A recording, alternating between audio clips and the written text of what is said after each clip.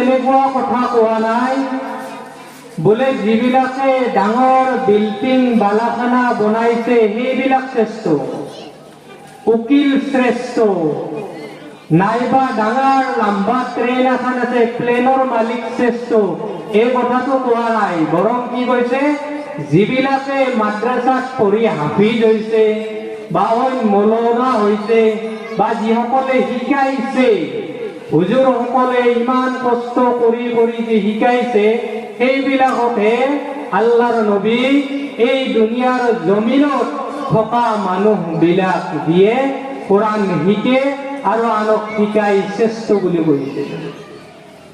যদিও আজি আমাৰ সমাজত, আমাৰ প্ৰায় সমাজত প্ৰায় মানুহৰ মুখত শুনিব পোৱা যায়, জনাত যদি হয় তাৰ মূল্য বেছি নাই।